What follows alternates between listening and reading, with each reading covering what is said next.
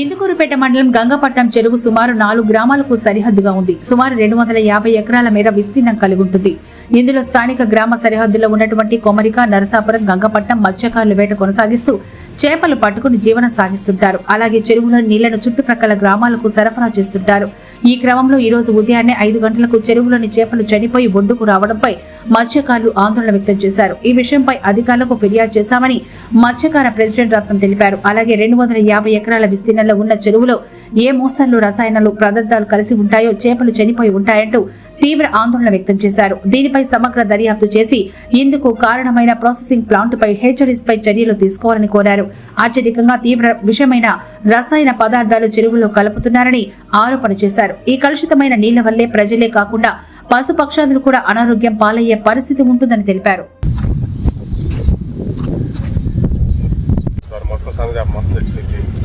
మేము ఉండేది భక్తిరు అదే ఉండేది. ఏదో పెద్ద చేపలు 1-6 ఉంటాయి కానీ మొత్తం పైలెటు పెక్కులు ఎక్కువ ఉంటాయి. అదంతా పడిపోయి మొత్తం వాటర్ పడిపోయి కింద పడిపోయింది సార్, మొత్తం కింద పడిపోయింది. దానివల్ల డౌట్ వచ్చి మాకు సార్ పెద్దవాళ్ళకి చెప్పాము.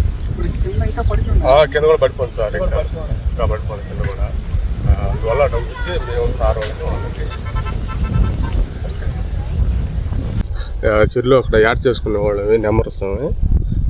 ఏదో మేము ఎక్కజాను వచ్చే లోపల ఈ విధంగా వచ్చి తేలిపోయింది. చేపలు మొత్తం వలలో పడ్డ చేపలు మొత్తం చనిపోయినాయి. అది చూసి మేము మా ప్రెసిడెంట్కి ఫోన్ చేసాము. అది మా ప్రెసిడెంట్ వచ్చి చూసి ఇప్పుడు ఈ విధంగా అధికారులకి చెప్పవచ్చు. మీరు ఎప్పుడు చూసారు మొదటిగా? చేకడన 5 గంటలకు చూసాను సార్. మేము 5 గంటలకు చూసాము. ఎవరికి చెప్పారు ముందర? చెప్తే మా ప్రెసిడెంట్కి చెప్పాము ముందర. ఎందువల్ల చచ్చిపోయారు? అదే సార్ మాకు డౌట్ ఉంది, ఆ బ్యాటరీ వల్ల లేకపోతే దేని వల్ల తెలియదు. ఆ వాళ్ళు పైప్ లైన్ లాగున్నారంట, ఏ టైంలో వదులుతారనే సంగతి మనకు తెలియదు. అందువల్ల మాకు దానివల్ల ఇబ్బంది అయింది అనుకుంటే మేము ప్రతిరోజు చేస్తాను, యాడ్ చేస్తాను. కానీ మాకు ఇప్పుడు ఇప్పుడు జరగల, ఈ విధంగా జరగల. ఏ డోమ్ ఈ విధంగా చనిపోయిందంటే అది ఏందో మాకు కూడా అర్థం కాల.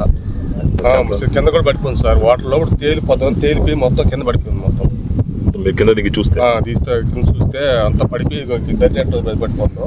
అట్ట కింద లోగో కూడా పడిపోతుంది సార్ మొత్తం. అది మేము ఉండేది ఆ పక్కిలో సేవనాలు చేసుకుని మగుతా ఉన్నాం. అదే లేకుండా చేసేస్తే మేము అటు బతకాలి సార్.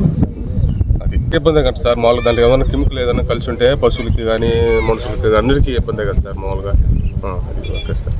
నా పేరు వెంకటరత్నం, గంగపట్నం FCS ప్రెసిడెంట్. నేను ఈ చెరువు ఏంటంటే చెరువుకి 85 మంది దాకా మత్స్యకారులు జీవనోపాధి సాగిస్తూ ఉన్నారు.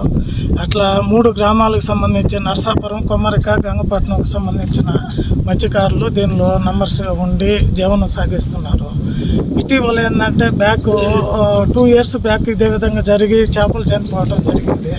2 years నుంచి 5 స్టార్ హ్యాచరీ అక్కడికి వెళ్ళి మేము ధర్నాలు చేసి మా నంబర్లు తీసుకెళ్ళి అక్కడ గందరగోళం చేసి కేసులు పెడితే వాళ్ళు వాటర్కి స్టాక్ పాయింట్స్ పెట్టుకొని అది ఒకరు కంట్రోల్ అయింది. ఇప్పుడు నరసాపురం దగ్గర ప్లాంట్ పెట్టి అక్కడ పైప్ లైన్ మా చెరువుకి వాటర్ వచ్చే దగ్గర ఏర్పాటు చేశారు. దానివల్ల ఏందనేసి అర్థం కావట్లేదు. నైటే ఈరోజు ఏంటంటే చెరువులో ఉన్న చేపలన్నీ ఒడ్డుకి రావటం. ఈ విధంగా మా మత్స్యకారులు చూసి నాకు ఫోన్ చేసిన తర్వాత మా అధికారులకు తెలిపాను.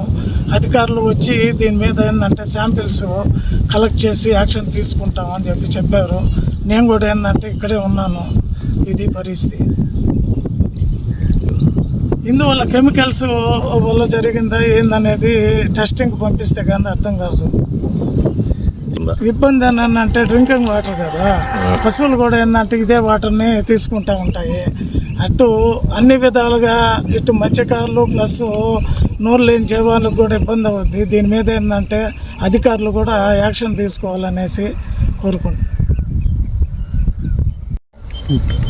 నా పేరు మహేష్ రెడ్డి అండి. నేను గంగపట్నం 1 గ్రామ సచివాలయంలో విలేజ్ ఫిషరీస్ అసిస్టెంట్గా పనిచేస్తున్నాను.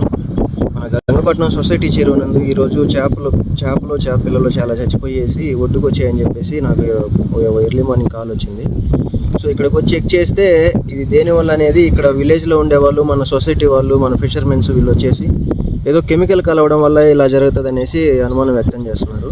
సో దీనివల్ల మాకు డౌట్ వచ్చిన ఒక 5-6 పాయింట్స్లో వాటర్ శాంపిల్ కలెక్ట్ చేసుకున్నామండి. ఈ వాటర్ శాంపిల్ అన్ని ల్యాబ్స్కి, ఒక గవర్నమెంట్ ల్యాబ్కి, మన జేడీ ఆఫీస్లో ఉన్నటువంటి మన గవర్నమెంట్ ల్యాబ్కి, అలాగే ప్రైవేట్ ల్యాబ్కి కూడా పంపించి వచ్చిన రిజల్ట్ని బట్టి ఇక్కడ ఈ కెమికల్స్ ఎందుకు కలిపింది, ఎవరైనా ప్రాసెసింగ్ ప్లాంట్ వాళ్ళు అంటే హ్యాచరీ వాళ్ళు ఎవరైనా డిశ్చార్జ్ వల్ల ఏమైనా కలిసింది అనేది కన్ఫర్మ్ చేసుకున్న తర్వాత వాళ్ళ మీద లీగల్గా యాక్షన్ తీసుకోవడం, జాయింట్ ఇన్స్పెక్షన్ కమిటీ తీసుకొచ్చి వాళ్ళ మీద వెరిఫికేషన్ చేయడం, పోలీస్ స్టేషన్లో కేసు పెట్టడం కూడా జరుగుతుందండి. బేసిక్ అంటే ఇంత హై లెవెల్లో మోర్టాలిటీ ఒక్క నైట్కి అంటే ఇంతకు ముందు రోజు లేదు కాబట్టి, అంటే నిన్నటి వరకు లేదు, నిన్న కూడా మనకు ప్రాబ్లం ఏం లేదు, నేను కూడా చూశాను కాబట్టి నిన్న ఈ డెత్ అంతా ఏం లేదంటే ఈ రోజు మార్నింగ్ ఇలా జరిగింది, నైట్కి ఇలా జరిగిందంటే జనరల్గా మాస్ మోర్టాలిటీ ఏదో డిఓ ప్రాబ్లం వల్ల అయినా వస్తుంది, లేదంటే కెమికల్ కలవడం వల్ల అయినా వస్తుందండి. డిఓ ప్రాబ్లం అనేది మనం హై డెన్సిటీలో స్టాక్ చేసే పాండ్ కాదు కాబట్టి మేబీ కెమికల్ వల్ల అయి ఉండొచ్చాము. సో మనం ఏదైనా సరే ల్యాబ్ నుంచి రిపోర్ట్స్ వచ్చి శాంపిల్స్ రిపోర్ట్స్ వచ్చిన తర్వాతనే మనం కన్ఫర్మ్ చేసి చెప్పాం, ఎందుకంటే ముందే అసంప్షన్స్ చేసి చెప్పలేము దీన్ని. సో ఈరోజు ఇప్పుడే ఆల్రెడీ శాంపిల్ కలెక్ట్ చేసుకున్నాను ఇక్కడ. ఇలాగే ఒక 3-4 పాయింట్స్లో ఇప్పుడు వెళ్ళి ఇంకా తీసుకుంటామండి.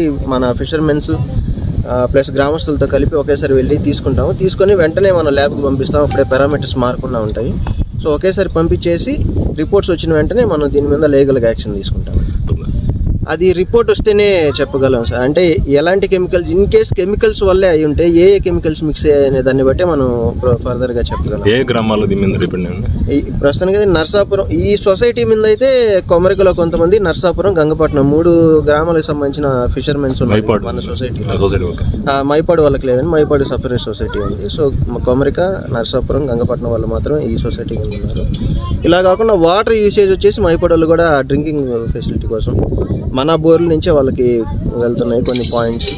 సో మన గంగపట్నంలోనే దాదాపు అందరికి ఇక్కడి నుంచే వెళ్తున్నాయి. ప్రతి పాయింట్ మన చెరువు కట్ట కిందే ఉంది కాబట్టి సో డిపెండెన్సీ అయితే ఈ చెరువు మీద ఎక్కువ విలేజెస్ ఉన్నాయి. బట్ రిజల్ట్ ఏంటనేది రేపు రిపోర్ట్స్ వచ్చిన తర్వాత మనం